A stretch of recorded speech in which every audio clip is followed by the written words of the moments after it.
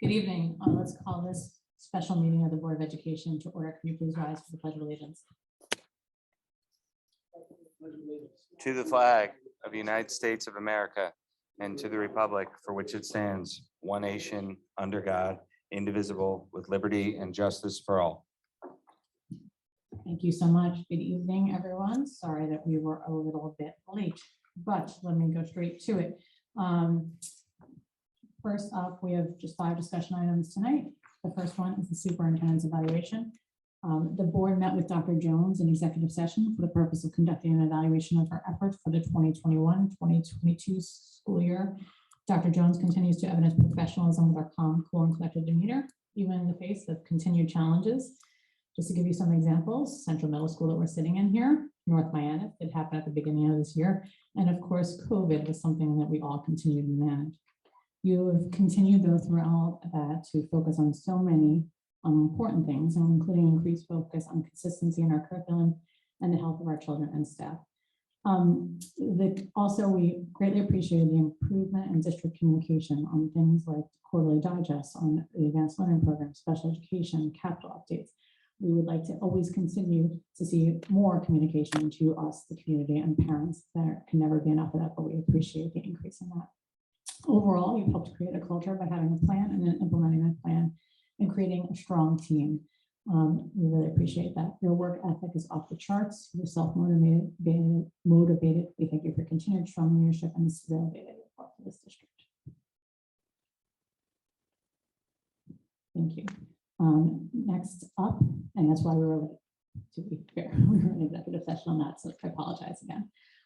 Next up is a special education action plan update. Dr. H.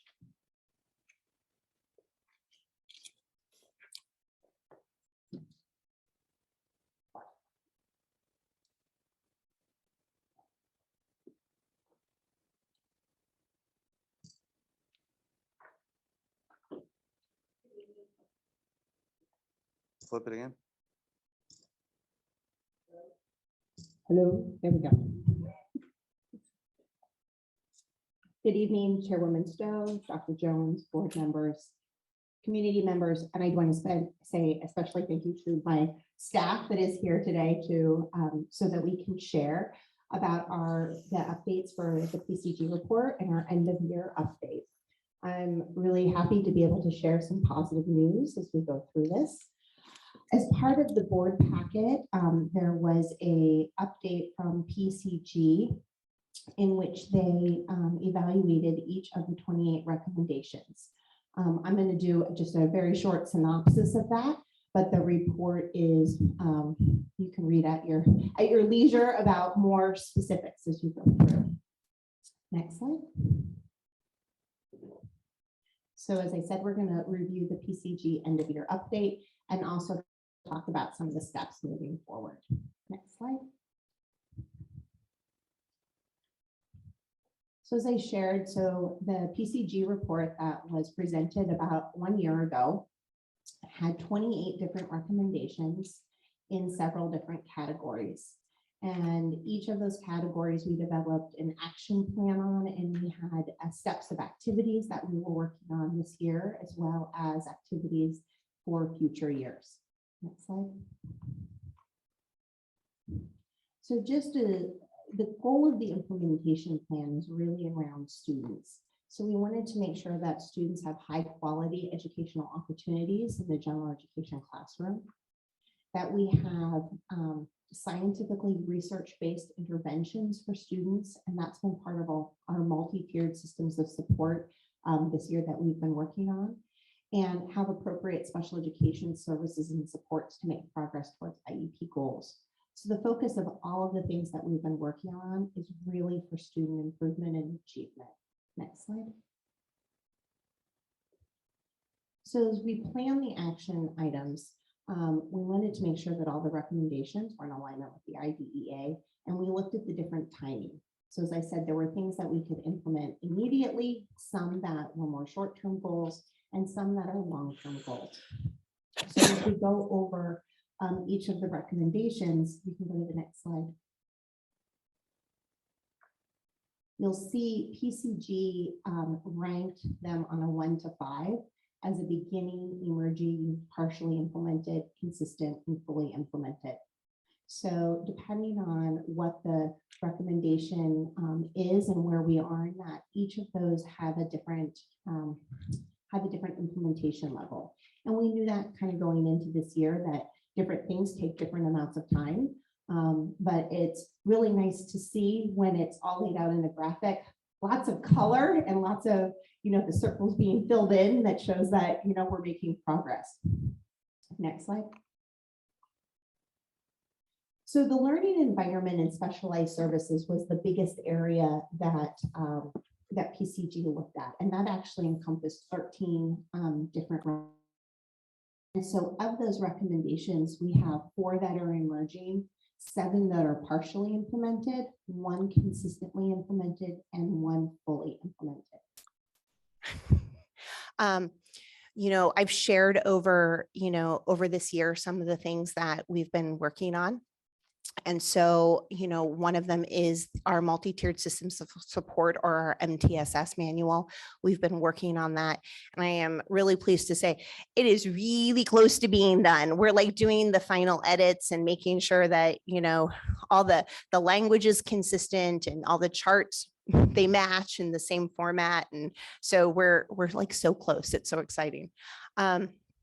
That we have a bilingual, bicultural evaluation team. So as we look at our identifications of students from that multicultural lens, all of our administrators have been through the 8-day PPT process training from the State Department of Education. And that we have, as we've discussed at several meetings, we've expanded our continuum of options for students and have, expanded co-teaching for next year, which is really exciting. Next slide. So in the leadership area, we have 1 emerging and 2 fully implemented action items. So we did do an update of the organization chart for the department. We returned the role of the coordinator back to the high school. It was very exciting to be able to change the name of the department from the PPS department to the Office of Special Education and Student Supports. And we were able to rebrand and feedback, rebrand and have the new logo for the department. We've done a lot of collaboration with the other departments, working with Sean in the finance department to really have a good understanding of what our budget is, where our students are, where the costs are going, and really working, collaboratively with, the other departments. We also have a monthly department update that goes out to all of our special education staff and administrators to let them know of things that are going on in the department. So really trying to make sure that communication is going out and that we're sharing information in a timely manner. Next slide. So under high expectations, we have 2 emerging and 1 partially implemented. We've been looking at the different levels of the classrooms and classes at the high school and looking at how we can support our students in moving into the next level of class. And that the big push, especially for next year, is our co-teaching and looking at what classes that can be in so that our students have access to, the higher level curriculum. What are our high expectations for those students and being able to ensure that they're in those classes. We also had our universal design for learning training for all staff this school year. So general education, special education, related service providers, and really looking at how we can create an environment of success for all students. So our students who are twice exceptional, our ALP students, our special education, to really make sure that, we are pushing our students to the best that they can. Next slide. Our human capital, we have 1 consistent. There was only 1 recommendation under that section. And so this has a lot to do with professional development. So we've really looked at our professional development and what are our goals over the next 3 years? What are the things we want our staff to be able to do? So this year we were able to train all of our K-8 special education teachers and speech and language pathologists. in Linda Mood Bell's Visualize and Verbalize Reading Program, which is a comprehension program. We've had the Universal Design for Learning training. We've provided professional development for administrators and speech and language pathologists in bilingual language development. So as we look at when students are referred, what are the things that we need to look at a language difference versus a language disorder? Our middle school mental health providers participated in dialectical behavior therapy, DBT, to help with counseling. We've had our psychologists, social workers, and speech and language pathologists are participating in social thinking, which is a well-known program in talking about expected and unexpected behavior and working with students. And so again, creating consistency amongst our service providers. It's really great when our psychologists, our social workers, our speech and language pathologists are all using the same language and the same type of programs with our students. Next slide. In systems and structures, we had one partially implemented and two fully implemented. So we, had our special education procedures and practices manual so that we were able to do at the beginning of the school year. We've been looking at caseloads by school and doing an analysis and having meetings with each school and talking about staffing as we go into next year. We've really looked at how we can even caseloads across the schools as well as workloads across different schools. And so as we've done teacher assignments, that's something we've really looked at this year to make sure that we're providing services to students and that, all of our staff has equitable workloads in the work that they're doing with students. We're also making sure that when we have encumbering funds for students identified and out of district, that again, it's working with the finance department to make sure that we have systems in place so that we can anticipate the financial needs of our students and the placements that they might have. Next slide. For family and community engagement, we have 5 partially implemented action items. So we did post the action plan to the website. We had done several town halls and had met with SEAC and the SESPTAC and many groups to get input on that. We've been working with the parents in determining parent trainings. We had Dr. Lydia Sofer present last week, the week before, on executive functioning.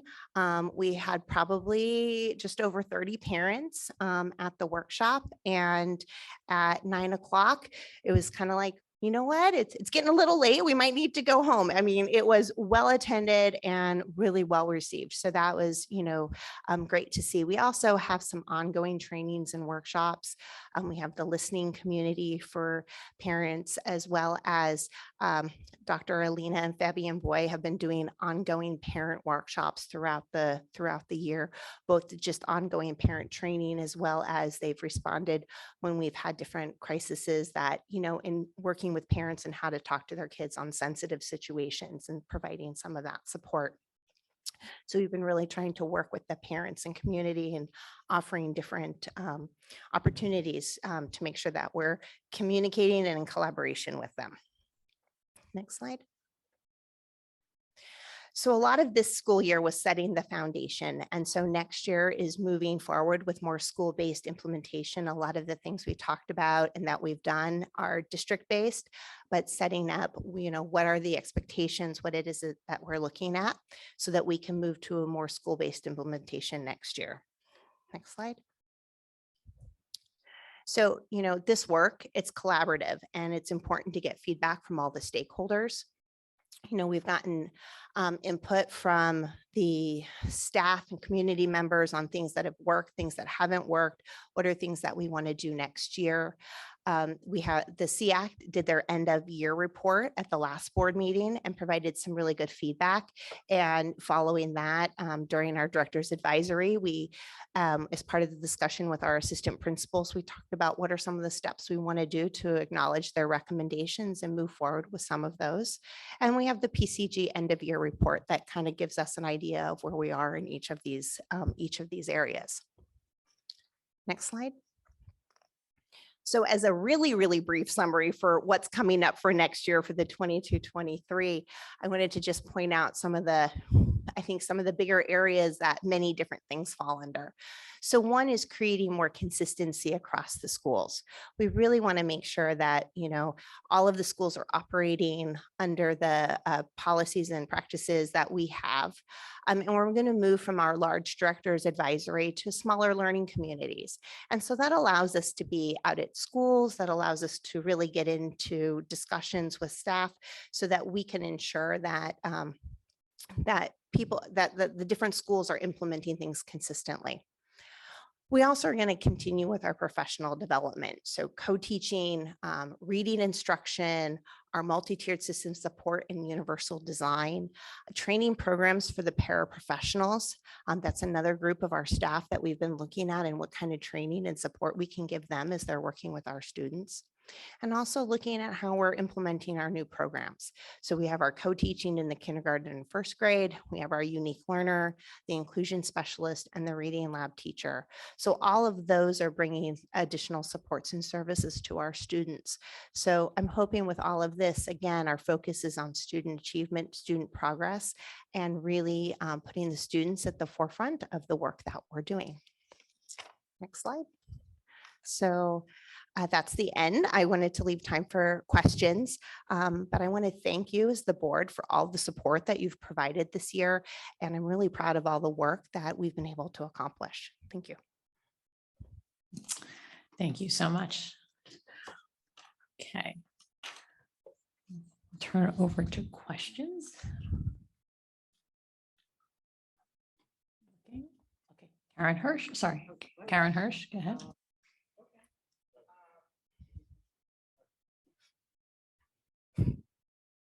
Either one of you at that table. Okay, go ahead, Michael Joseph.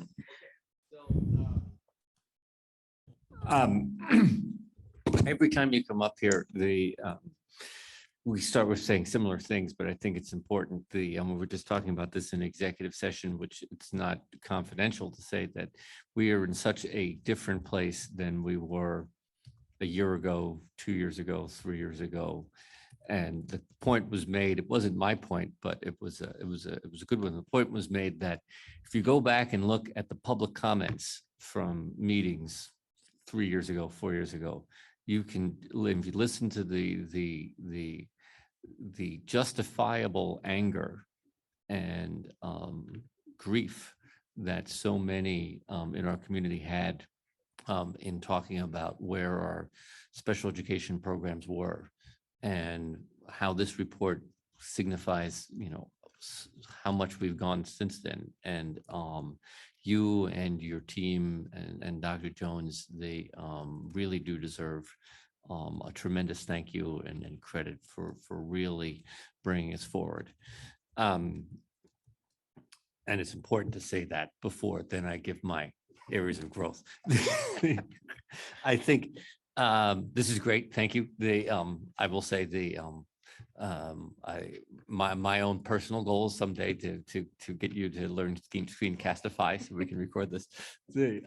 But beyond that, I think as a board and as a community, I think as we move forward into what you're saying here, the implementation roles, I think the conversation that still has to have around PCG is, what do we mean when we're talking about expanding our continuum of services, particularly around co-teaching. And on the one end, is co-teaching, this is nothing you haven't heard me say, is co-teaching a specific program for a very small niche of students, or is it our primary service delivery model, like in other districts? There are some districts that go that way, and there's some districts that use push-in, like we're currently doing as our primary service delivery model. There will always be students that have a range of needs that fall all across the continuum, some of whom we will not be able to service here. But I do think it is something that we need to continue to consider, particularly in the coming years as co-teaching expands. It's appropriate to start kindergarten, first grade. But one thing I think would be appropriate for us to think about now, particularly as we engage our general education colleagues, is to look outward and see what other districts are doing, both here in Connecticut and also in Westchester. and where are, since this is such a change for us, and we get this message from PCG and we've heard this message from our parent community, but there's a lot, I think when we're talking about cultural change, and now that the pandemic will allow it, seeing more out there, visiting other districts, going to the Council for Exceptional Children, taking a team there or other conferences, I think would be very helpful in taking us to the next step as far as this implementation goes. Thank you. Karen? Here I was thinking I was all prepared, but I'm not. I kind of want to echo what my colleague has said, and I'm sure others. That's fine. I've told you this privately. I've said it publicly in meetings. This is something I've advocated for a decade, and having you here at the helm and seeing the incredible improvements that we have made in this past year is mind-boggling. I definitely, when going through the audit process last year, did not expect to see so much positive change in such a short window of time. And yes, we're not done. We have more to go. So, but I have heard nothing but thanks from parents. I am just really so impressed. And I just want to thank you so much, because these are students who truly need our focus and our support, especially in these times. And, you know, you really have done that. You've created an incredible sense of community and made yourself very accessible, where parents, you're building trust with them in a way we have not seen in a long time. So I really can't say enough thanks. I did have a few tiny questions, and I'm happy to wait to ask some of those before. You know, I'm very impressed with the professional development that's been done. That's stuff that we have been asking for our general education teachers. I know some of the stuff has been mentioned. I wanted to double check to see if those professional development opportunities, some are required of all of our general education staff, or if some of it is a menu where they can select, and what the feedback that you've gotten, so that we can start to consider what we need to build going forward. Thank you very much. So for our MTSS, or our multi-tiered systems of support, we did a presentation, the group, based on grade level, elementary, middle, and high school, at our last professional development day. What we did at that time was give a preview of the MTSS process, talk about what's been going on in the manual and putting that together, and how that ties into our universal design for learning. At that time, and everybody participated, so it was required of all staff. But at that time, we were able to get feedback from every teacher, had an opportunity to provide feedback. So at the elementary school, we did it by grade level and then smaller breakout groups, and each one had a facilitator. And we had that in middle school and high school by content area. We then took that feedback and then incorporated into another draft in the manual, so that teachers were able to share what's working, what's not working, what do they wish they had, what do we need to incorporate that. So we've been able to not only ensure that everybody participated, because that was the activity for the day, but that they have direct feedback into the manual that they're going to be using, so that, you know, there's a buy-in. It's not, you know, this group on high who is saying, here, you must do this, but that everybody has an opportunity to share. And the comments, I mean, were just wonderful. I mean, our teachers here have so many great ideas, and to be able to incorporate that into the manual that they're then going to be able to use has been a really great process. And now we're just finalizing that manual. And we've already started talking about what that training will be like starting next year in the fall. And so again, that'll be a requirement of all teachers to participate in that. So, Dr. Jones has given that time as is a priority for the district. And so as we do our professional planning and our professional development, there are not competing priorities. It's not a menu. This is something everybody is doing. So that's greatly appreciated. So I'll have two more short ones and then I'll pass it along and I'll see wherever everyone else is. One of the big areas that we've talked about at the high school for, I can't tell you how long, are the academic labs.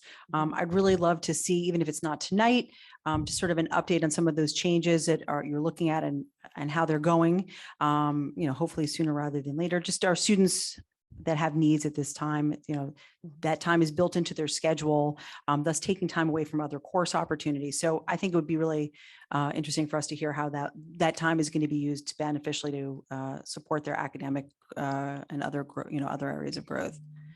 We've been meeting for several months with the Academic Lab Committee, which is comprised of various teachers and rotating administrator and assistant dean, as well as Christina Dawson and myself. And we've been working with the team and looking at what is working, what's not working with the academic lab to have a new plan in place that aligns with our co-teaching as well.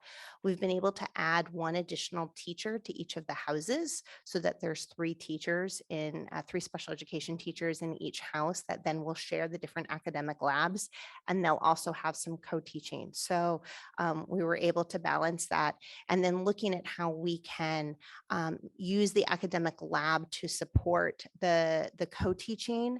As you said, students were missing out maybe an academic lab. Well, maybe now they can do a co-teaching and not necessarily need an academic lab because we can meet their goals in a different way. Looking at how we can leverage grade level support for some of our students in the academic lab. Some of this, as we transition to next year, and I say transition because we don't want to tell every student, you have to have a new case manager next year. That's not what we want. But at the same time, there's some transition as we're adding a 3rd teacher that didn't have a caseload last year. So how can we leverage that new person with the caseloads to decrease so that our teachers have, instead of 30 students, 20 some students on their caseload where they can, be much more focused on a smaller number of students. So I want to thank that committee because we've been meeting every 2 to 3 weeks for several months to have that in place. And to Dana as well at the high school, who has worked all of these recommendations into the master schedule. So that is a beast. And so to take what we've said, and this is our ideal, and be able to work that in there has been great. And we've been able to share out with our high school teams who are co-teaching so that we can start doing some professional development this year. Mr. Mayo was given the June 24th as a day that we can do additional professional development for those teachers who are teaming so that we will get a start before the end of the school year to get things in place. And so that academic lab and the co-teaching are really combined because when you talk about a continuum, we want to be able to offer options for students. And so we've been able to put that in place as we plan for the fall. Well, thank you. I wasn't expecting to get an update tonight, so I'm grateful that we got some more information. This one should be a little shorter.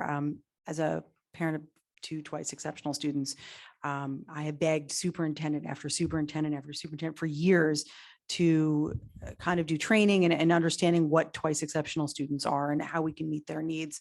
So, seeing it as a recommendation was something that was very exciting for me. And I'm exciting for a lot of other parents. And I see that you're beginning a work group for the development of the manual. And I'm just curious, who's on that work group or who, not who name wise, but if this is an internal group, if this is something that you're looking for input for from other avenues. I know the MTSS was an internal work group, so I just don't know how this one's going. I assume it's internal, but Just curious. It'll be internal. Unfortunately, we didn't get as far in the manual development as I would have liked this year. We were able to do several trainings for our school psychologists, for our ALP teachers, looking at identification. So that will be work that will, we'll probably start sometime this summer and move into the fall. It'll be a work group through similar to our MTSS that has, various stakeholders within this district. So administrators, teachers, our ALP teachers, Bonnie will of course be part of that. We've identified some manuals that are really good templates for that. So we're not starting from scratch. And I know, Ms. Hirsch, that you would love to be on that committee as well. So, and you're welcome to join us. I did.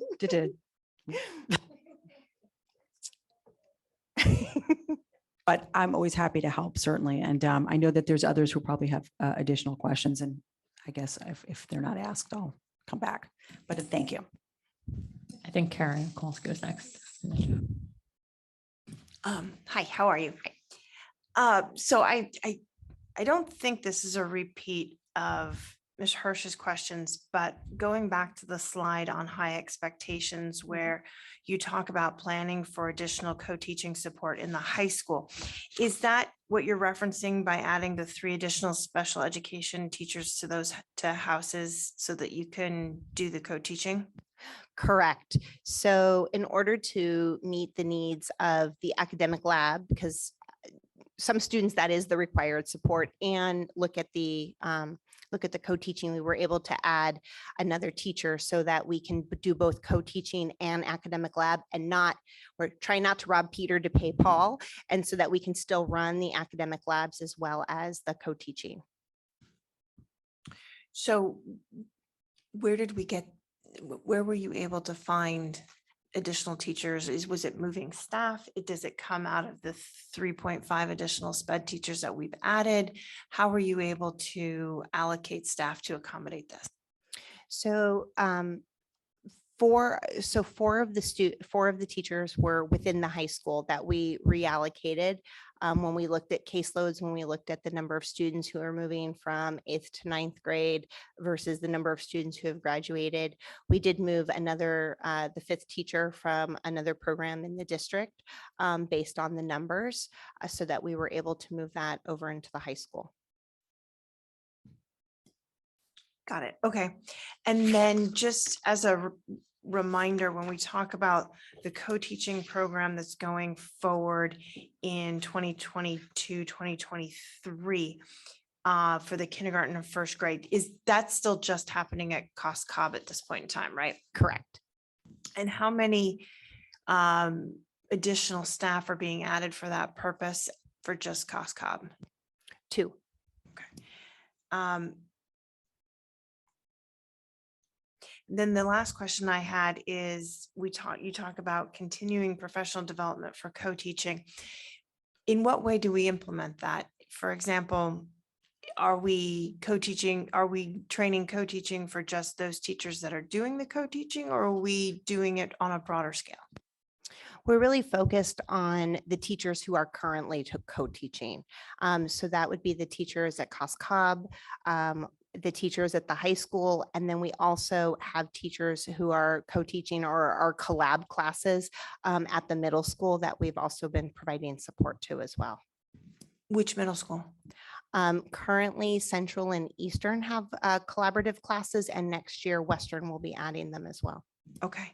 And then, sorry, my last question is, I know we had PCG for in continuing to be involved, and I believe there was an additional amount for this year allocated for them, about $100,000 to cover their costs. So my question is, one, have we stuck within the budget for that $100,000? Do we anticipate needing PCG further? And if so, what would be the additional cost for their involvement? I have not seen the invoice, but I do not anticipate that we have gotten close to to the amount that we allocated. They were very heavily involved at the beginning of the year as we did our action plan. They supported the professional development and the universal design for learning. And then I requested that they complete the end of year audit. I thought it was important to share, not just me coming up and saying, look at all these things, but having the group that conducted the report, take a look at where we are. And so I don't anticipate them being heavily involved as we go forward, but I would like to have them to continue to do an update at least yearly so that we can see the progress. Because I think that's important since they conducted the original audit. Then I'd just be curious to see what they anticipate, what that Mhm. expense for the audit would be going forward. I don't disagree that that's probably a wise choice in order to, one, show what progress we've made, and two, kind of backstop that with with an unbiased third party that's been with us for the program for a while, that also was selected by community members. Mhm. That might be a worthwhile activity to engage in, but I'd be curious as to what that expected cost would be going forward. And then again, for how many years we want to have them on, but maybe Mhm. it's a year by year basis we do that. Joe? Thank you. Hi, Stacy. Hi. Mine is more an observation and a recommendation. The past, the present, and the future. The past, we provided a service. Our customers told us that the service that we were providing was not good. They were very clear about that. We are talking right now about the present. So basically, the service we're providing is now being fixed. And we're doing a good job in fixing it from what I understand. And what we're doing is we're listening to our customers. Our customers are telling us what we should be doing. So the service we're providing is now satisfactory and getting better. So putting a nice structure together. The future.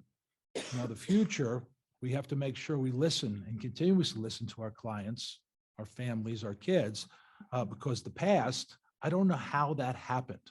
I was not around for that, but we certainly have to learn what happened in the past, what we did wrong, and make sure we certainly don't repeat that. So it's really important we listen to the customers. We don't repeat that. And I refer to them as customers, but these are the kids. These are the most precious members of our community. These are the families that we need to work on. So just if we could learn from the past, understand what happened before, what we did wrong, and plan for the future. Thank you. Thank you. Ms. Costin?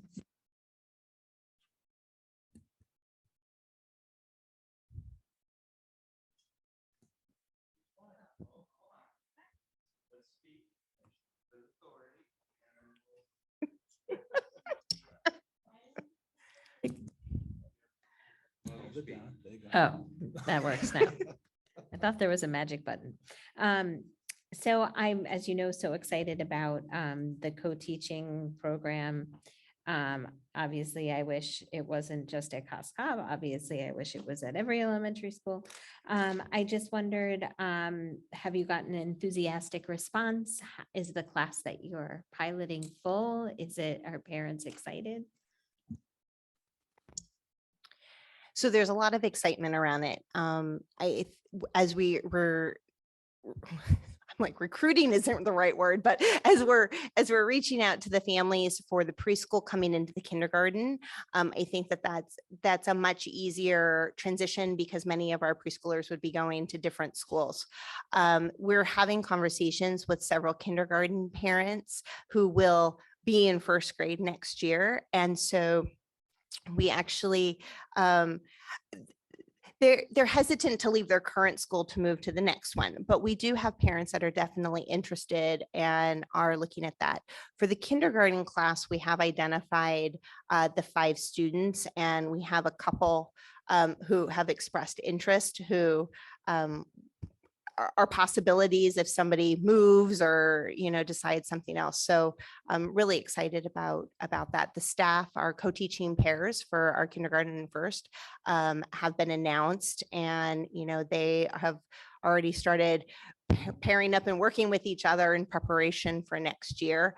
The COSCOB parent communities had a lot of questions, and, we've been out there to answer them. We've done a few PTA events, and some parents have reached out individually, and many have shared how excited they are, and some have shared, questions about the program because this is something new. But I'm encouraged with the questions. I think that's just as valuable as the excitement that, people want to know, and that they're excited about the new programs that are coming.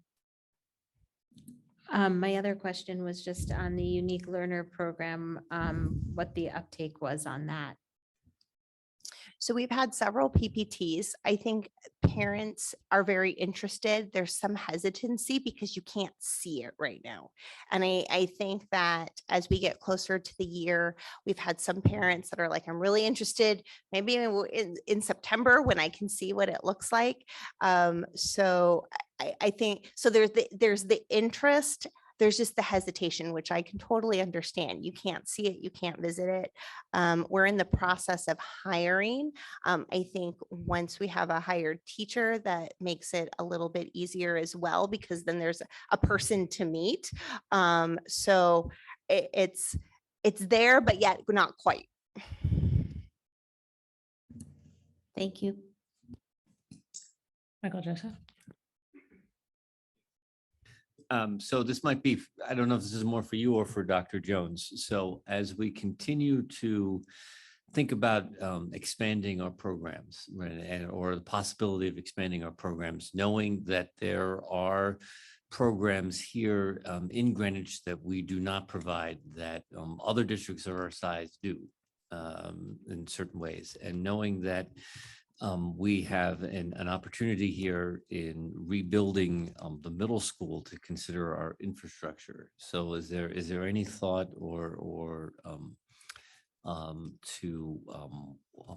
in considering the draft ed specs as they currently are, is there any thought or consideration to how that infrastructure could be considerations that we might take into effect into account when thinking about programs down the line that we might want to bring online that might support bringing more students back to district that are currently out of district?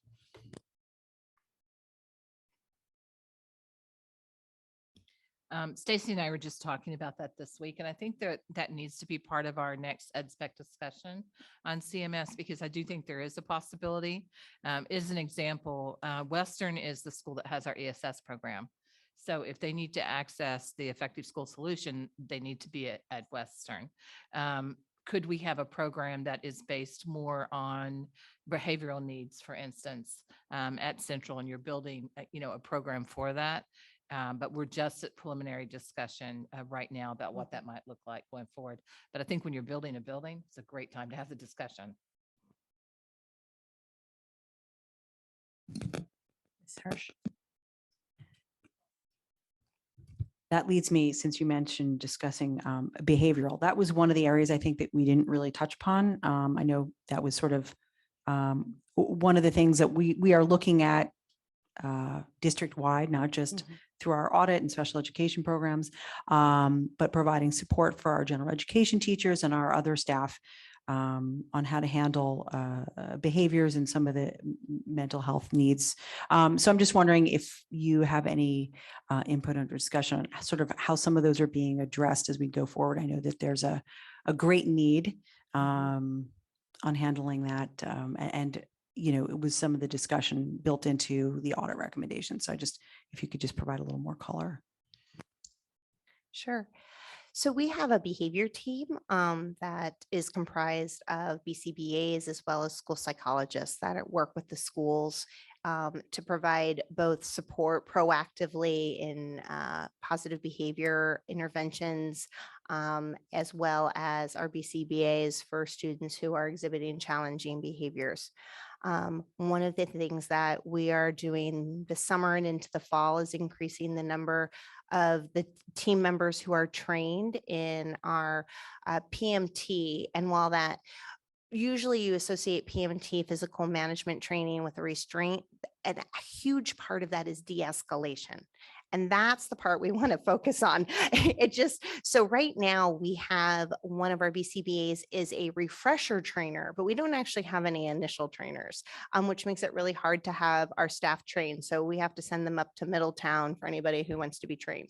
And so we're going to actually be having 2 of our behavior team trained as initial trainers so that we can be out there and being proactive in training, and not just who are identifying who's in a crisis who needs to be trained, but we can really spread that out because we will have in-house trainers. And I think that's really important, because right now one person can't refresh everybody. And like I said, anybody who wants an initial training is going up to Middletown. And so it's not very convenient. It's not just up the street. So I think some of that stuff, and, again, that is available then to everybody. And we can look at teams at schools, both the general ed and our special ed staff. And that de-escalation is such a huge part of it. And, giving those strategies. Well, that leads me to point out one thing. We do have a policy on restraints. I know. So that's one, we can discuss that later. But 2 was also, this leads me back to professional development. It's just a point. I know you mentioned the state has been doing some for the new IEPs. And, I hope that as we're going forward in some of the trainings for MTSS, UDL, and all the other things, that we're going to be able to create some kind of program for new hires. So, onboarding training for them so that the staff that has gone through it already can continue forward from where they are, and our new staff will still have some of this when they come in as onboarding. Just a thought to put out there. I know Karen had asked about keeping PCG on. So I don't know if that's something that if we are considering doing, it could be discussed at a later date. Karen. I just have one quick comment with respect to programs that we're thinking about or may have an opportunity to look at, given our new infrastructure that we can create now with CMS. I would just encourage, if there are ideas and things that we think we can do in this scenario, I'd say bring them to the board sooner rather than later. I'd rather not have it like we did last year in the budget discussion, where it becomes a line item in the budget and it's like, well, what's this? I'd rather have an opportunity to, more of an opportunity to engage in a broader discussion of what is this program? How does it make a difference? Why do we want to include it in our budget? And what are the benefits of adding a program such of this nature, so that we can address that as the program and rather than part of the budget, because I feel like it gets lost and the communication within the community gets lost as to the benefit of what that program comes to offer, because then it becomes a line item as opposed to this new great program we're introducing into Greenwich. I think being here and having gone through a budget cycle, that'll make it much easier.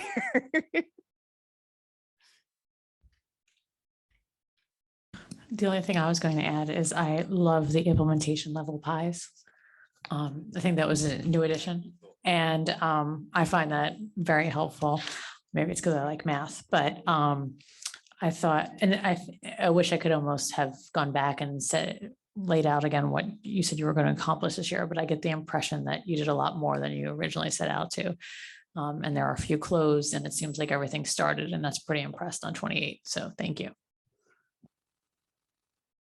Okay, I think that's it, right? Thank you so much, Dr. H, and thanks to your team. Thank you, and everybody. for being here. Next up is policy. I'm actually going, Ms. Downey couldn't make it this evening, but I am going to turn this over to Ms. Hirsch, who's going to take us through it. Oh, well, this should be interesting. Okay. Yes, Ms. Downey is away and has asked that I present these 2 documents for first reads, basically per policy 913233, which states that the policy committee annually organizes a board meeting schedule and work plan for the board's agenda planning process. So we as a policy governance committee went through that agenda plan for our meetings for next year.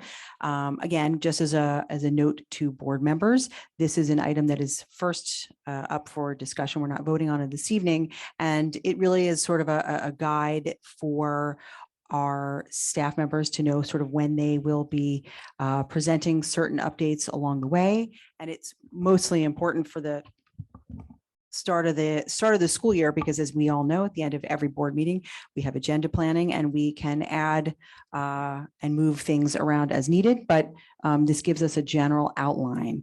That's the second document. The first document is the bullying, but I had them backwards. So I don't know which direction you want to speak about them, but I can then go I will go towards the review the updated bullying policy, if you'd like me to address that one now. Since you're on the committee, Karen, do you have a view of how you want to handle this? You want to just introduce both of them at the same time, Yeah, and then we can. I was going to introduce both. I just had them alphabetically. Sorry. Before they were posted. So the other policy that I'm presenting is 5131.911. It is the exact bullying policy that we have had in place for the district for some time. The only change that we have made is the definition of bullying. You can see that redlined in the document. The definition of bullying was changed via state statute under state law. And as such, we as a district needed to update the current policy to reflect that change. That was the only policy, the change that was made to this policy. So that was really where I'm going with that. And that is, again, the only change that was made based on a change in state requirements and state law. I'm happy to entertain any questions, or if Ms. Kowalski would like to add any points. I think you got it covered. Okay, can I go to the agenda plan first? Just, could you guys tell me, and I'm sorry, I don't have our general agenda in front of it, but it seemed to go pretty well, I think, this year. But we did add a couple meetings. And is there a big change in how you ordered things from the prior year, or what have you, I know you can't redlining because it gets really complicated, but could you give me some of the high level points maybe? Do you want me to say something on that? You can start if you'd like. I'm just about to pull up the redlined version of the document. Okay. So I think, relatively speaking, we made sure that there were a couple of things in every meeting, which was obviously consistent with what we've started to doing, and that is with the CMS and the Western Middle School. So you'll see that on a regular basis in our meeting. We also added a new meeting in September at Dr. Jones's request, which is, we've captioned it as a capital summit to go over just capital in general. And Tony, you may want to add a little bit more to this on color.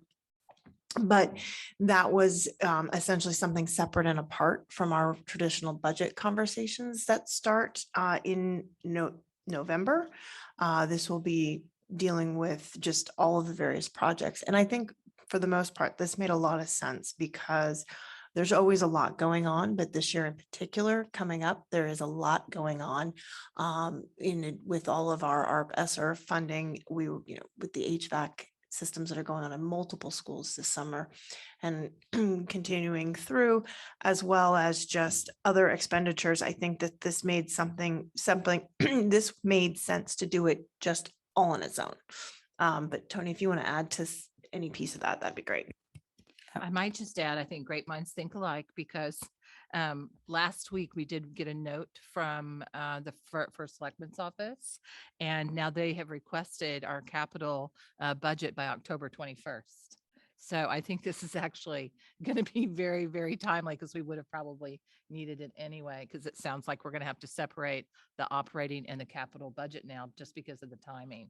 But I think having a meeting just on capital, because it always feels like we don't have enough time to talk about it. And it's such a huge portion, of just expense. So I think it's going to be very helpful for us.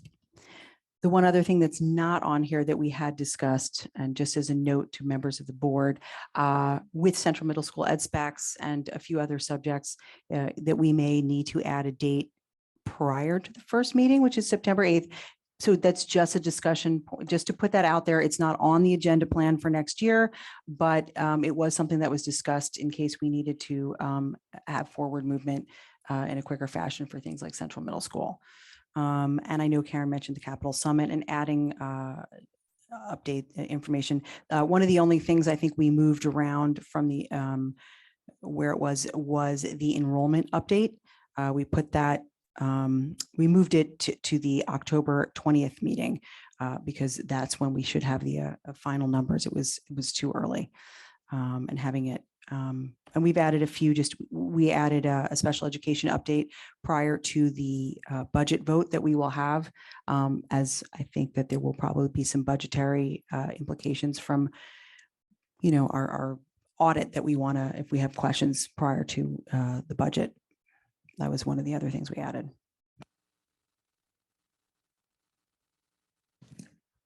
And then in terms of when we do sort of a deep dive on data that is coming in on, it looks like, I'm trying to say October achievement data report. Is that right? Which is sort of when is the earliest we can get it. Is that fair? Yeah, I was going to say, I can let Dr. Jones address that, but it is based on when we will be getting the information from the state, and then we need the time to, our administration needs time to be able to go through that and, look at the trends before they present.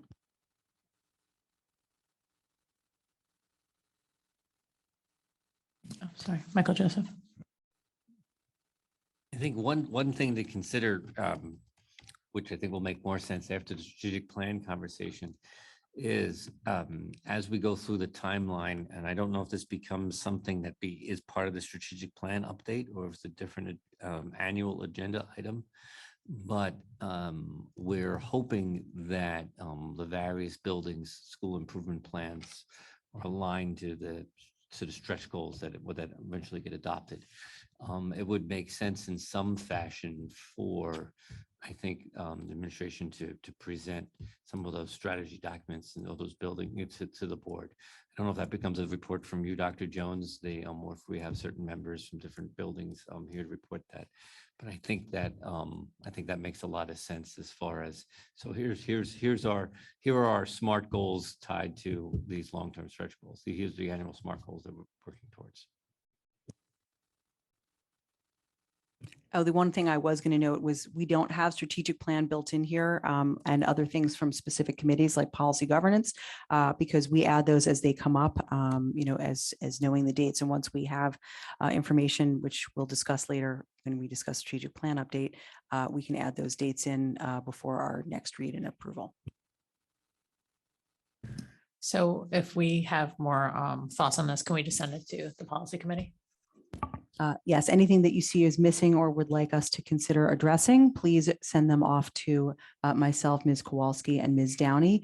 We will meet and adjust as needed prior to presenting this for a second read and a vote.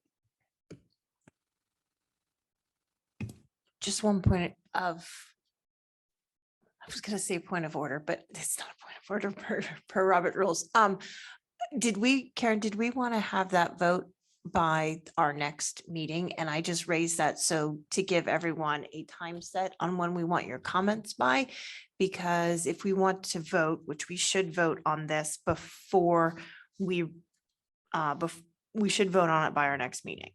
And so if you could get your comments to us by, say, within the next week, that would be very helpful.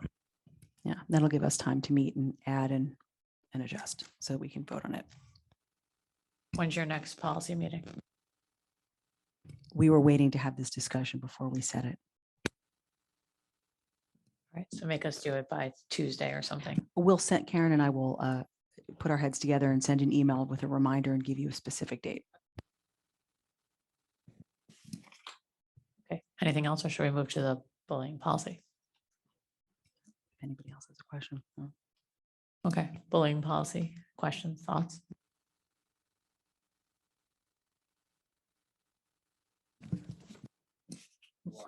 Go ahead, Michael Joseph. What could, I don't know if the policy committee could explain why the changes.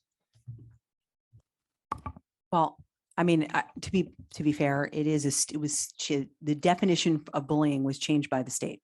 And we were told by the state that it needed to be revised throughout all of our documents. If you have any specific further details, I think Dr. Hagenthaler is probably best suited, or Dr. Jones to respond to that. But that is the reason that it was changed specifically. And the exact wording was changed in, yeah. I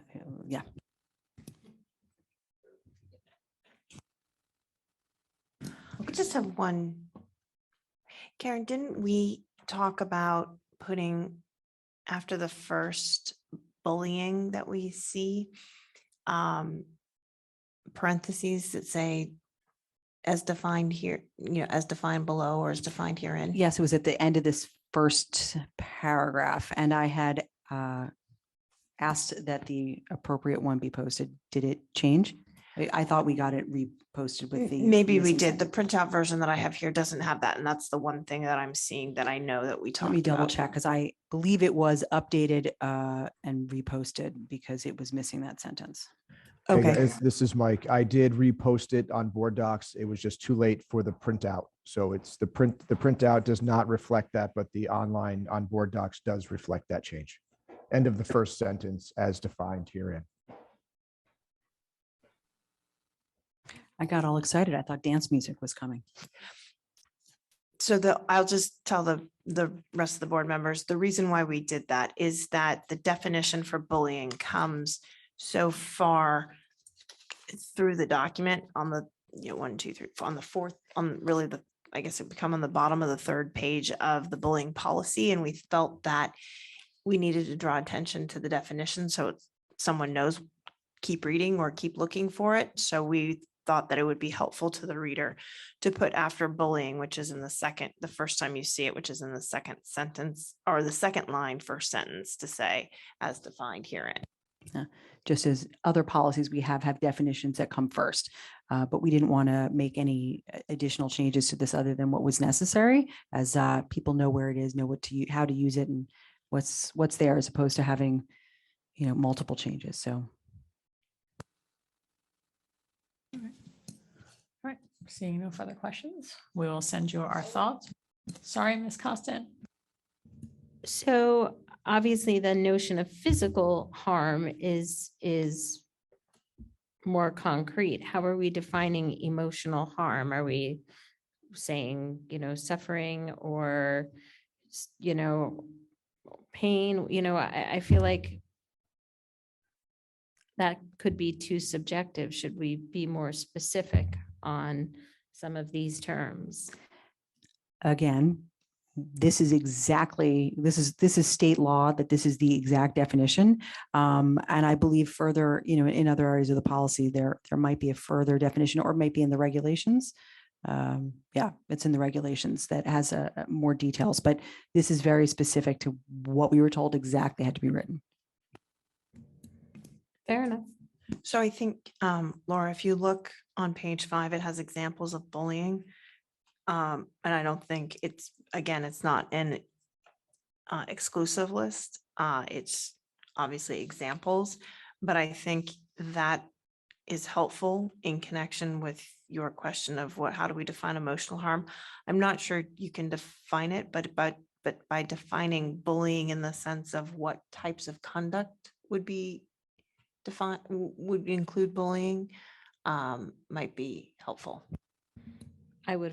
Had I written it, I would have probably said emotional harm or duress, but emotional harm or, suffering. I don't know.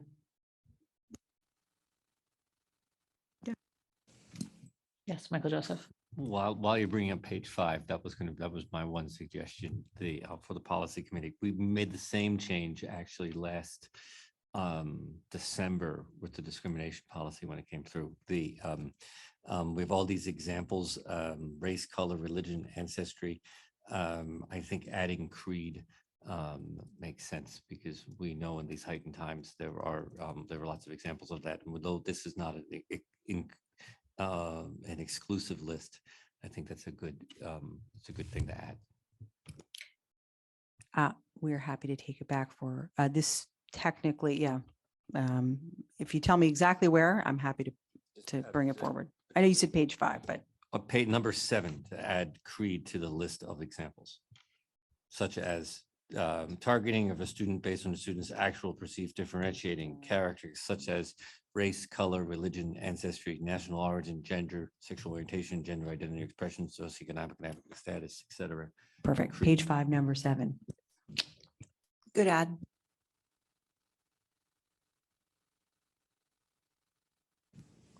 Okay. If, again, if anybody has any thoughts that they haven't shared, feel free to send them back to us and we can address them before it comes back, which I assume will be at wherever next meeting we have where we're voting on both this and the meeting document.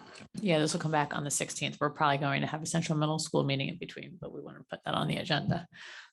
Okay, so seeing nothing further, we are moving to the strategic plan update, and this is your show, Dr. McCanty, Anthony. It's not my show, but it is the moment we've all been waiting for. So, right. So there is no video this evening because this is very much not my show. Just to remind the board of where we are and how we've gotten here. So back in February at our last retreat, there was a video that proposed a timeline and a concept around taking our existing strategic plan, which expired in 2020, and in reconsidering that for the next 5 years and crafting it around the concept of stretch goals. Stretch goal being a series of more audacious 5-year or long-term goals, ambitious goals that really set the tone for the work across the system. The other point we made was that it's very important that the work of strategic plan has the ownership of not simply the board and the community, but obviously the folks on the ground in the schools and our leaders. So what we're hearing tonight, what I'm going to turn over to Dr. Jones because it is not my show, is the first draft of those stretch goals. The leadership team has been meeting since February. The leadership team consisting of administrators from across the district. Dr. Jones will talk a little bit about that and some of the thinking that went into that, not too much, and to consider the various needs of the district and the various major issues and some of the hurdles, all told. To such that the stretch goals really, when it comes down to it, and when we think about the purpose of the stretch goals, they're really such that these are goals that, when realized, will help us more fully realize the vision of the graduate that's been articulated here in a cornerstone of our system for well over a decade. So in order to more fully realize the vision of the graduate through the work of these stretch goals over the 5 years, and the strategic plan will then be the work to get there. So with all that said, I'm going to turn it over to Dr. Jones, who's going to share some of the thinking around these draft stretch goals. Thank you. I first want to just point out, starting on page 5, you'll see there's all these different charts. The ones in the front look like a fish. This was the Fishbone Exercise, and I'm not going to read them all to you tonight, but I encourage you to go through and read them because as the leadership worked in smaller groups, what you see at the head of the fish is an area they felt like we needed focus on. And then you'll go through the different parts of the fish, and you can actually see where they all use the same structure. What are the staffing, which is called manpower on here? What are some of the methods? Like this first one was about graduation rate. Is what are the money implications, looking at what are the machines and materials and metrics, and then just how does Mother Nature kind of impact all of this. And again, I'll let you read these on your own, but they are very interesting to look at, and also you can see the differences in creativity and how each small group approached. So what happened after they went through that is then their homework assignment individually was to follow up with their own stretch goal based on the work either that their group did, or they could choose another group's work because they did share out all of the groups did with one another. So from that, what you see in front of you is for the strategic plan draft document. I'm gonna really emphasize draft. This is like, we're at 0 draft. We are not even at draft 1. At the top, first of all, when we met as a strategic planning committee, it says overall goal, 10 measurable stretch goals. There's only 6 in here. After we talked about it, we think maybe it needs to be 6 or 7 or 5, but 10's too many. So that's one of the things that came across loud and clear from the committee meeting. Then in each one of these, what you'll see, like on number 1, is what is the stretch goal? What's it based on? The first one is graduation rate. And you'll see kind of what that goal is to get us to 99%. Even this like 99%, we need a lot of discussion about that as a team, because some people may have thought 100%. Some of the leadership may be 99%. So we need to fine tune some of these, what we believe is a stretch for us and really pushes us to be better, but also is realistic in nature, because we don't want to just put goals in front of leadership where they feel like they're defeated before they start. So it's a very fine balance. And then you'll see that it's how we're going to measure that. And that's really important, because one of the struggles we had with our last plan were some of the focus areas, it was hard to find a metric. And that's coming again from leadership. We want to make sure that the metric is very clear. It's something that we have access to, so that we don't have people hand calculating and doing things of that nature. So on this one, it would come straight from our annual reporting, and it's the 4-year cohort. So that means we're not, let's say we have somebody who moves in, they're 18 years old, they move in as a senior, their previous district, they had almost no credits. It's not holding the school accountable for somebody who may not graduate on time because they weren't with us and they weren't our student. So again, all of these we're going to need to fine tune. And then down below are just the various actions. A lot of these actions are work that is ongoing right now. You'll see things Stacy talked about tonight are reflected in these goals. You'll see the work the curriculum team has been doing, because although we haven't had a new strategic plan, we did not just sit idle. We kept working and moving things forward. So again, the staff feel pretty confident, senior staff, that this won't be difficult for us to do, because it's really, on some of it, it's going to memorialize some of the work that's just started, simply because we've moved forward. The second one was mastery of reading. We think that any strategic plan, we need something focused on literacy. But again, when you look at that, it says all students in 4th grade who've been with GPS for 5 years will be reading on grade level. So that needs a lot of discussion. Do we think that's the right grade level? Is it that they've been with us for 5 years, so they've been with us since kindergarten, and we've really had an opportunity for them to go through our programming, so that when a student moves in 3rd grade, again, we didn't have the chance to teach them in early literacy. So it's trying to get the right goal there. The third one, and I'll let you read what's underneath it, so that if you have questions, we believe there needs to be a stretch goal on mathematics, especially with the investment and the focus that we have right now. And as you know, even improving those textbooks that you did going into the high school, we have a huge emphasis on math. The fourth one is looking at increasing family and community engagement. And that was in our last strategic plan. We feel like that work is extremely important, and probably even more so now than ever as we emerge from this COVID environment. We want to use a question, maybe even 2, from our family survey to make sure that we have, again, a good metric, goes out annually, and they let us know how we're doing. One of the areas you'll see underneath that for utilizing the following actions is increase parent conferences in K-5 to twice annually. That's coming loud and clear right now from our PTA. We don't know how we're going to do it, but we need to figure it out, because it's really important to the community. So when I say you're going to see some things reflected in here that we're already hearing that we know we need to do going forward. And then the stretch goal for number 5 was to increase that student sense of belonging, making sure that all of our students have a trusted adult, that we don't let anybody fall through the cracks, that we are really keeping up with a student. And I'm going to use high school. If they start to falter a little bit in their freshman or sophomore year, we need to be intervening immediately, because you can't wait until students are in their junior or senior year of high school and then realize that, okay, they're not going to be in the place they need to be to graduate. And this goes all the way down to our littlest ones as well. And again, we want to use part of our student survey. How connected do they feel to the school, and do they feel like they're getting the support that they need?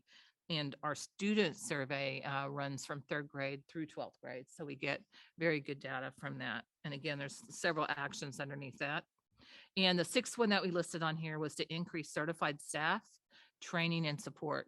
And if you have time to look at those Fishbone exercises, you'll see a couple of groups focused on that.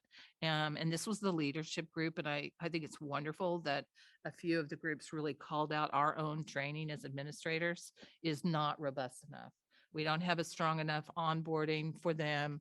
They're at very different places. We have some brand new administrators who need more work that Stacy does, even with them in special education, if they're going to be at all those meetings, as well as the around policy and regulations. So we really develop everybody so that they're using the resources that are there for them before they make decisions. And so there's a lot of things underneath there. So what would happen with this now is we want to take this back to the senior leadership, fine tune it again, so that they're really going in and having those discussions, which is the right metric to measure what we think we really need. Are these really the right stretch goals? And this came from our team. So I think we'll probably have overwhelming support that it is. And what are some of those actions that aren't on here, or is there an action that shouldn't be on here that is? So it's really getting that so that we can go back through the next iteration. Some of the comments, and again, I have my notes on here just because we met as a committee, but looking at the academic goals, making sure that growth for all. So there was discussion about just how the stretch goal is written. So it doesn't look like it's only about closing the achievement gap. It's about all students maximizing their potential. So we know we want to fine tune that, and even the growth metric in general. Another comment was really looking, and it goes along with the same thing, but personalized learning. How are we, again, making sure that every single student, which is really differentiation and universal design for learning. And that's a growth area for us. So that will be reflected hopefully in the next revision, demonstrating the growth. And even comments as small as like making sure we have good data before we start this plan, and not just send the parent survey out once this year.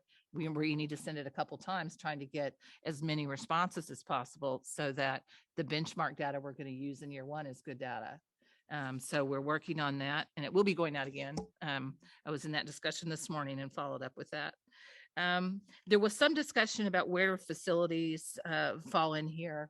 That's a good discussion for the board. I know previously, and I can't remember if it was the committee or the board, where it was there was a thought that was outside of this particular work, but maybe our capital summit is where that work might be able to come in and kind of dovetail with this. So I'll just leave it at that, because I know you can read everything that's in here, but I think they've given us some great feedback, and we're in a really good spot to be able to build on this. And I think by next year we're gonna be in a good place. Yep, Michael Joseph.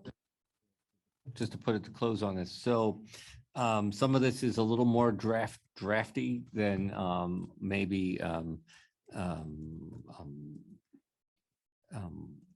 the originally intended, and part of that was because the last leadership team meeting was canceled so that administrators could be in the building in the wake of Texas, the incident last week in Texas. But we wanted to make sure we brought this to the board for comment tonight, and the thinking being that this is following, for better and for worse, kind of the CMS ed spec model as far of community conversation, in having a series of iterative conversations at the board level and then with the community over the course of the next few months, where eventually this becomes, when in its final form, becomes an action item for the board that then informs the second part of the strategic plan, which then really be a strategy document on how we're starting to enact these stretch goals.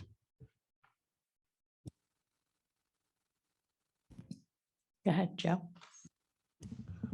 I must say, the last strategic plan group, I believe they spent a couple of years trying to create a survey that which they never put out. Compared to the work you guys just did now, it's tremendous. Holy smokes, well done. There's a lot of progress made in this group that you coordinated. Did tremendous stuff. So thanks for that. Ms. Hirsch?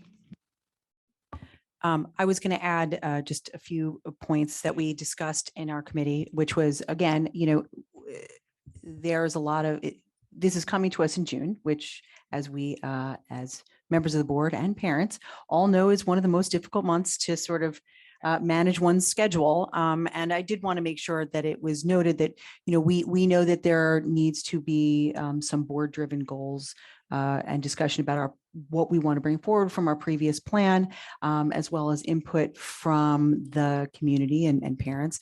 I know PTAC welcomed and trained their incoming members today, so I know they're probably not really prepared yet to opine on things. So we wanted to get that, and we did remind them this morning that filling out, and I'm going to say this in this meeting too, filling out that parent survey that has shown up in your inbox is exceptionally important, because we as a strategic planning committee will be looking at some of those responses to help inform us as to some of the areas that our parent community has interest and needs in, and when we're looking to develop and going forward. But some of these will be long-term and longer or shorter term goals. So there is flexibility here. And like Mike and Karen, and I know Joe just opined to, but we wanted to put out a huge thank you to Dr. Jones and the leadership team for really driving forward on this and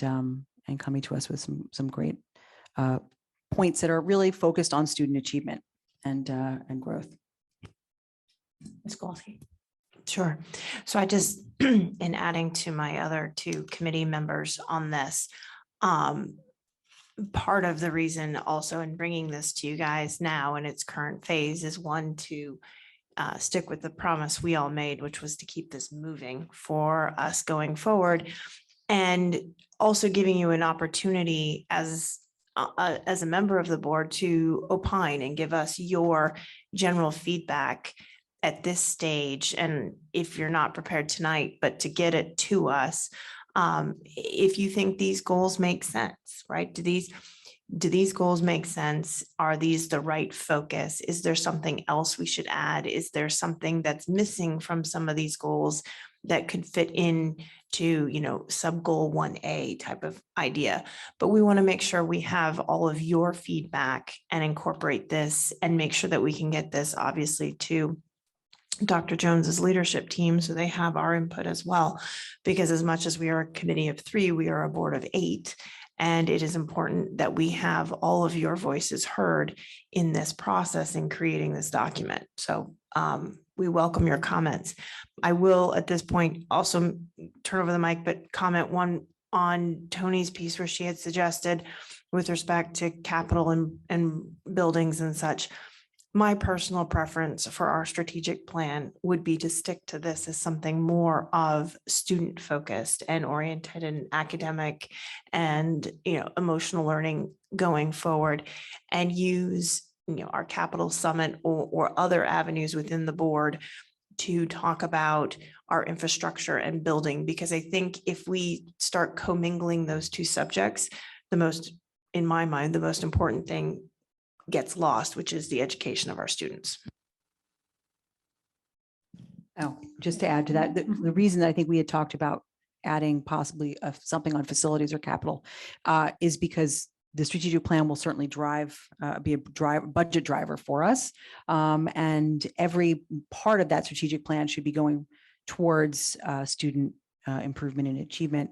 And oftentimes our facilities do, and I use facilities as a larger topic because our last plan focused on personalized learning, and that was all about new computers and whatnot. So that's, I think, part of the, do we have the right things in place to deliver and achieve those other stretch goals? So I think that was more what we meant per se by facilities, just to put that out there as an addition. And I know I mentioned this, one of the other things that we had discussed, and I don't know if you'd like to bring it up. I'll tell us about, just that we may not be able to approve this as a board until the start of next school year, but that does not mean that the administration will not start to move forward in making some of the things and planning that needs to be done over the summer for the student achievement. Whether we decide to make these specific identifiable goals or not, they are good goals to have, and they will be moving forward on finding ways to improve student achievement either way. This is a great start, and I echo Joe. Joe, you're right. This committee's made a lot more progress than we had seen. So that's wonderful. And Dr. Jones, thanks for your role here. Just a couple quick questions. I agree this should be completely student focused. And I like the academic focus. The mastery of mathematics, I'm trying to recall, but at one point we had a goal in math, right? So we have a certain percentage of children achieve algebra by 8th grade. So we're just taking a different stretch goal, a different spin on math. Will that be a subset of it? I'm just trying to think, like, how did you come up with this particular stretch goal as it relates to math? Because there's lots of different things, right? Like we'd like to have calculus by whatever grade, things like that. Well, and I think that is part of the input we want, to hear from the board. And then we really need, Mike Reed and Andrew Byrne to actually get at the table with all of our mathematicians and decide. We are still very much focused on the 8th grade statistic. And thank you to Karen Hirsch, who found the document. Now I can't remember, Karen, it was a few weeks ago, but it was 75%. And we have stayed focused on that, and we're making steps in the right direction for that, actually. And we hope to have that piece of data for you at that October presentation. We started pulling the data a few weeks ago. Also, are there any, when you guys were doing all this work, are there stretch goals that you thought about and then eliminated, just so we know them as a board? I mean, the 6 seems like plenty, but I'm just wondering if there were 4 others that you said, that seems like a good idea, but no, thank you. I'll just add to that. We had that conversation in our meeting yesterday, and Dr. Jones had mentioned that she felt like there should be 10 and there should be 4 more. And the comment, at least I made the comment, I think there was a general that there was 8, I don't know if a consensus, but others in the committee agreed that felt like it was too many, that somehow that's, we need to stay focused, and the focus should be, maybe you make the stretch goal a little bit bigger to incorporate something else. But I feel like if you had too many things, it wouldn't necessarily all get done. It would get lost. It'd become overwhelming. And it become a little unwieldy. So I think we were trying to focus in on what the right number was, but 10 really felt too big. I would think that also, while it's not per se a living document, if there are goals that our district is able to achieve of those, 6 or whatever we're going to put in there, in less than 5 years, and the board at that point then wants to bring it up for discussion to add something based on what our administration and leadership teams feel is important, that certainly is, a possibility. I also, just to add on that, I mean, obviously Dr. Jones comes up with her superintendent goals on an annual basis, right? And there may be some goals that we thought maybe they can be incorporated in that context, as opposed to a broader strategic plan that we're focusing on, right? They're little things that we want to get done. Well, forgive the phrase little things, but they are smaller numbers that we want to check off the box on a quicker basis. And it's not part of the overall arching plan. While we're talking about lofty goals, I mean, one of the things that I always say to my children is I want you to have a love for learning always, like a lifelong love of learning. To me, that's greater than just math or reading. That's every day wanting to learn something new. And I would love for that to somehow come out of here, because that to me is the ultimate goal for any student and person, really.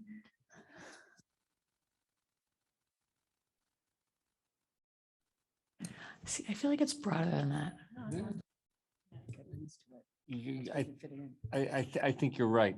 And some of that messaging is the wrong word, but I think one of the reasons it came up in the 10, in the goals around number of the conversation about the number of goals was one of the challenges of the last iteration of the strategic plan and why, Joe, there was so much conversation about surveys and things was because we couldn't get a real sense of understanding of from the broader community, how much people really understood the strategic plan or how much they're involved with it or the connection to the strategic plan. So when you get to a lot of goals, I think that's part of the challenge with that. But then to your point about the love of learning, I think, eventually we get to a point here with this first document of stretch goals where we have something glossy that includes and focuses on the vision of the graduate, which really is about that love of learning. And remember, the theme here is that all these stretch goals, when more fully realized, we better realize the vision of the graduate and look what kind of student that we want to be leaving here as high school graduates. Yeah, so I think that's where some of those values come in.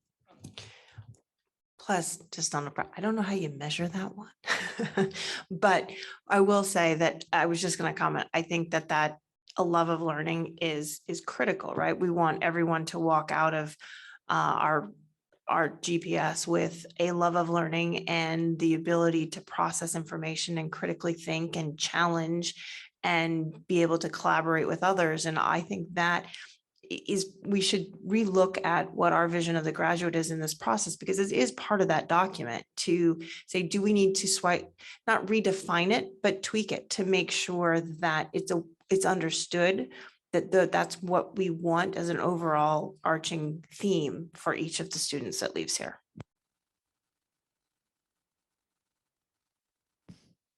Also, this is a great way to sort of almost end the year, I think, I think it's been as we said earlier, even an executive session, I'm not oversharing here, there's been a lot of fires we had to put out, right? COVID, some building issues, and addressing some of our specific, special education, a lot of things that we really needed to focus on. But now we have a chance to step back, right? And think about what we really want to accomplish as a district. And then we're going to get in a second as a board. So it's a great time to do it over the year. I would hate to suggest adding another meeting, and I don't think that's possible within June. But we all did get used to working over the summer during COVID. So I would suggest, there was a time, I remember Karen Hirsch wasn't yet on the board, but she sat in the corner and typed, where we had a meeting at the library, the public library.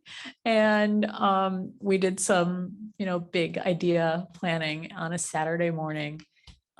So just an idea that maybe we would want to find a time to do that, because this I think takes like its own session, if you will. Well, we can also still meet virtually because that hasn't changed.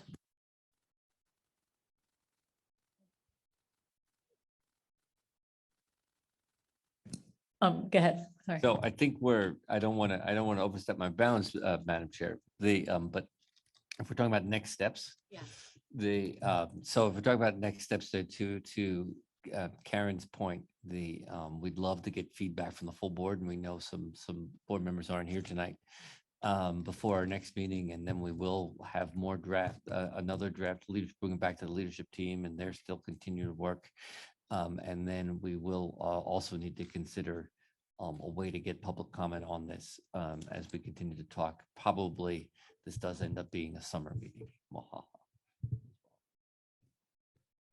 I gotta be.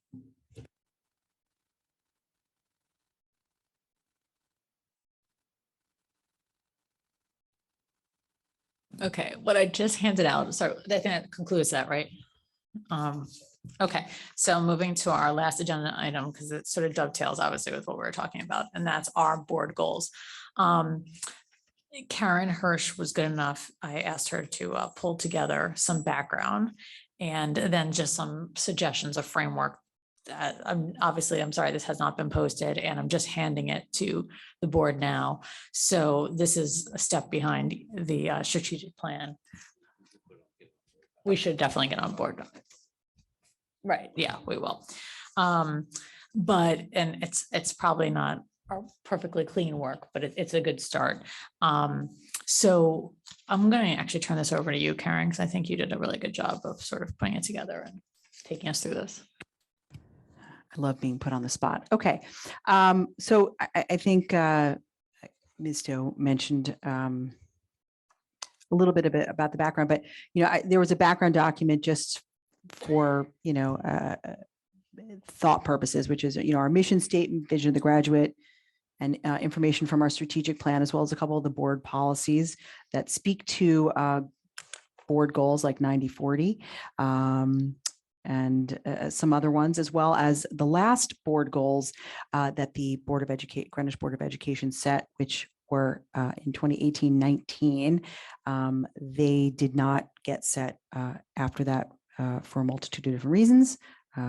But be that as it may, in doing all the research, I went back and looked again through our Board of Education policies. I looked at past Board of Education goals that had been set. I looked at our strategic plan, our superintendent's goals over the past several years, as well as the information that was shared with us at the Strategic Planning Committee, and attempted to cobble together some suggestions. But again, this is completely in draft form, and it is something that I added more than needs be because I think it's easier to take away. But I just tried to go for certain buckets. But again, this is just really to kick off a discussion.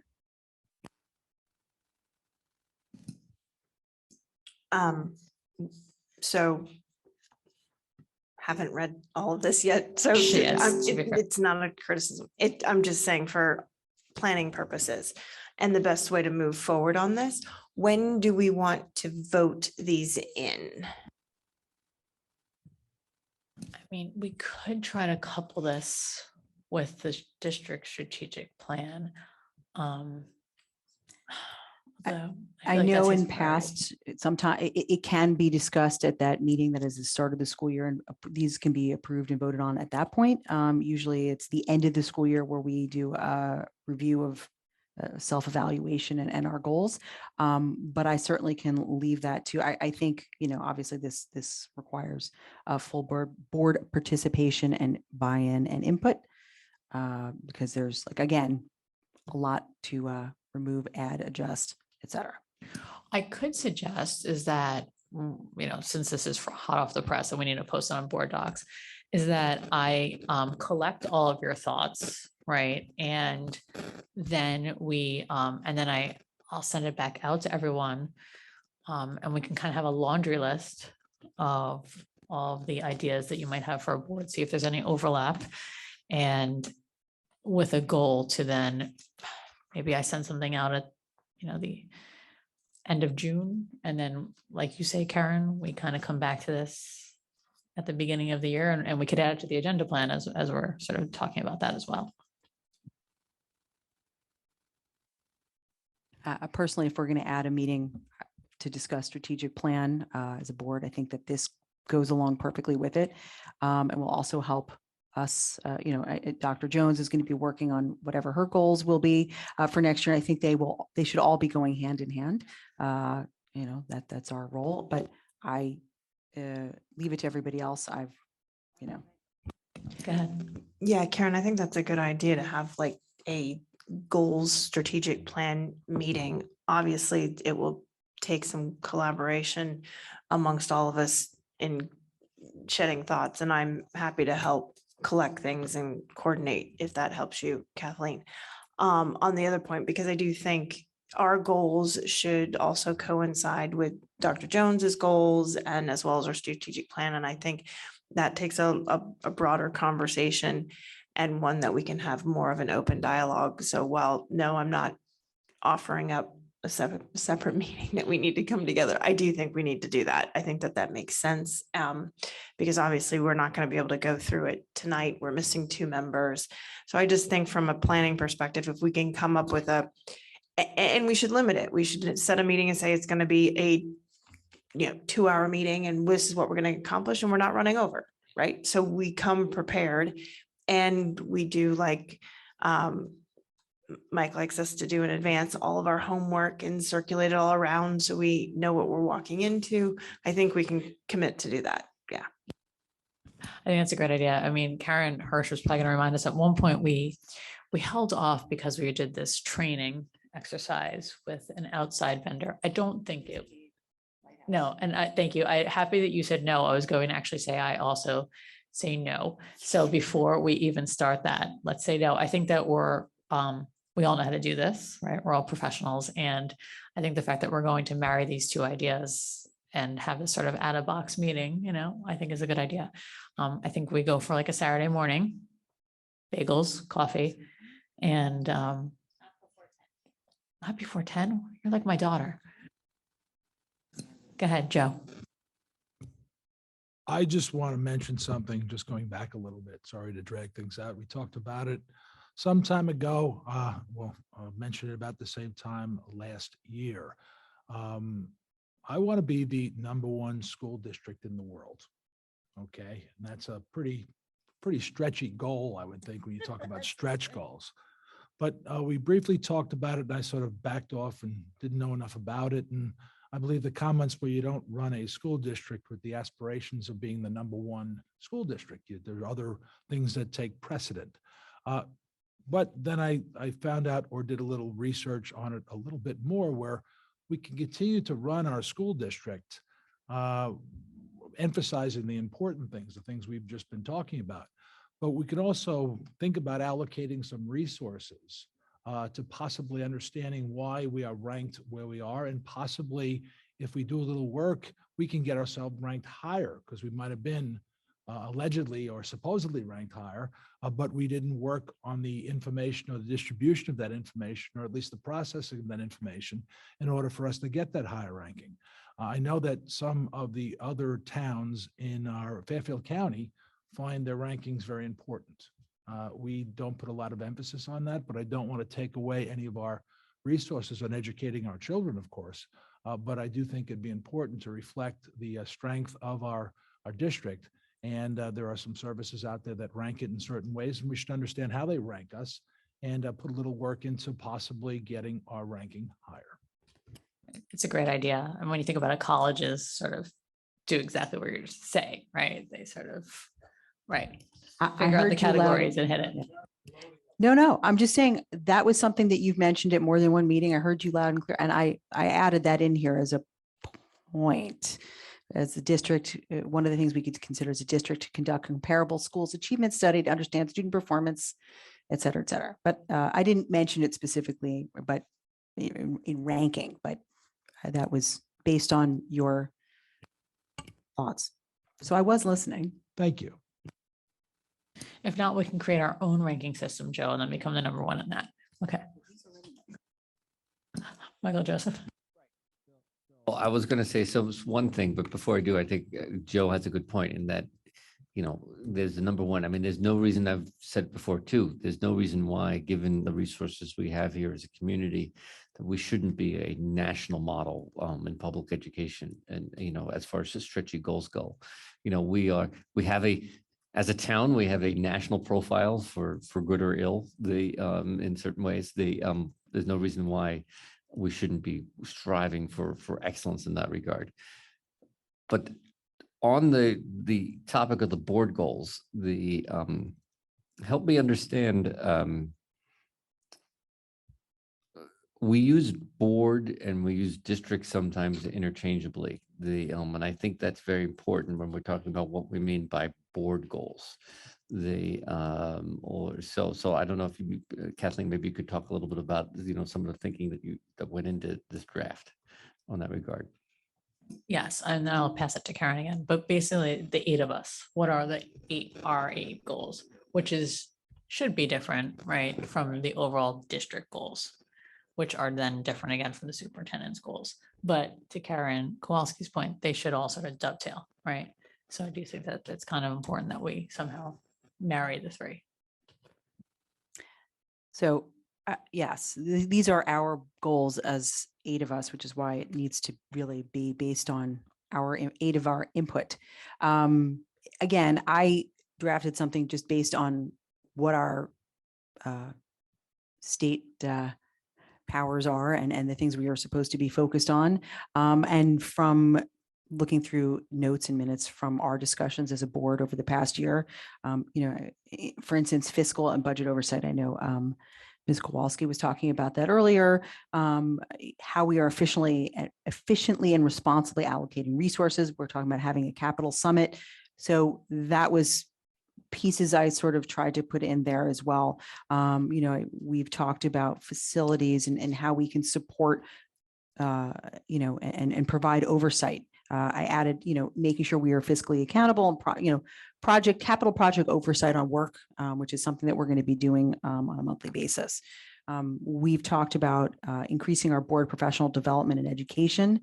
It is something that we're supposed to do anyway from our policies and things. So I built those things in there for us. But again, just as sort of a jumping off point, was looking at, how you were laying out different stretch goals and things as that as well. Like I said, I've tried to sort of take everything we've discussed as a board this past year, and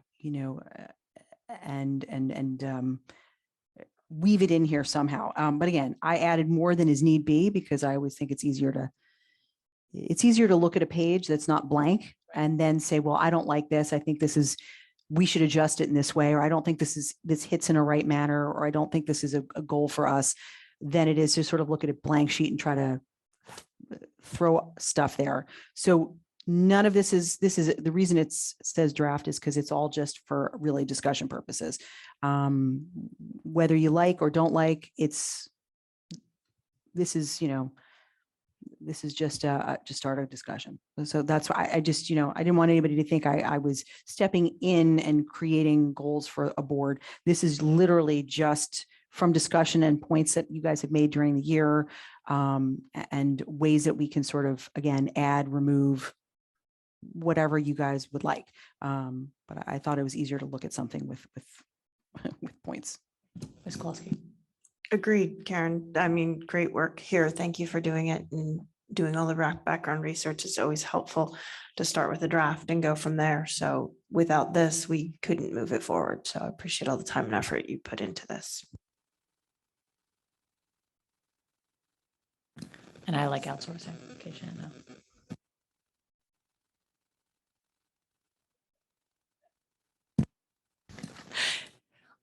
Okay, so I think that first of all, we have the agenda plan for next year, but we have an agenda plan for the next few weeks that we need to focus on. It's not on the agenda as of tonight, so I imagine Michael's going to cut me off in about 30 seconds.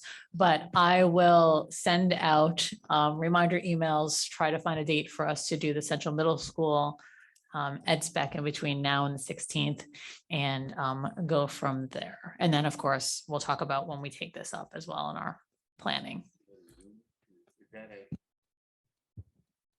Is that a discussion meeting or is that an action meeting? The CMS one? Yeah. One more discussion, I think, and then put it hopefully on the action for the 16th. Maybe soon. It's a possibility, absolutely. Are they going to get us? This is a question for Tony. Oh, sorry.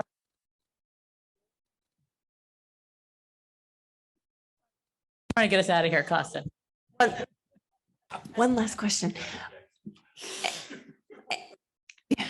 Do we, and sorry if I've missed it, do we have a compare and contrast of what the current what building is to old ed specs? Did that come in? So in your Friday note, I did a very basic chart of the main spaces, but when I reached out to CSG last week, they're trying to give you more, but they're focused on the ed spec first and foremost. But I sent them a template where they could, because the hard thing is when you get into the master plan where we have the information on the other buildings, and then you look at our current ed spec, things aren't labeled the same. So you have to be, they know how to compare kind of apples to apples because they've had so many conversations with staff, but hopefully they'll give you another layer beyond what I gave you. While we're on that, if you'll forgive me, Ms. Costa,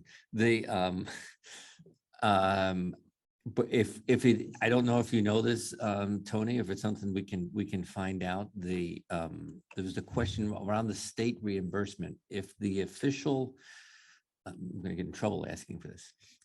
If the catchment area for the middle school changes, does that affect the reimbursement rate? The background on that would be. The only point I would helpful. make is it's not on our agenda, so we can't be asking questions about that. I No, would we're suggest talking about, sending it. we're getting questions for the next agenda for the. But for the we don't agenda. have it, I know. it's We're just not- technically, but Michael hasn't cut it us off yet. Okay, go ahead, answer the question, and then we're gonna let Laura Costin do.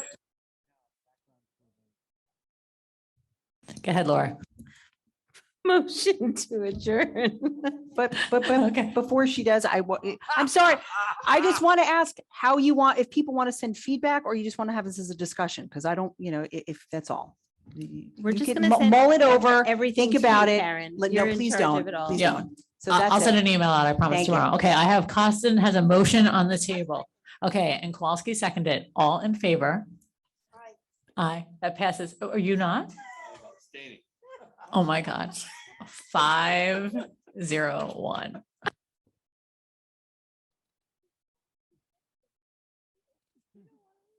No, let's just do it. I think it's great. 5-0-1.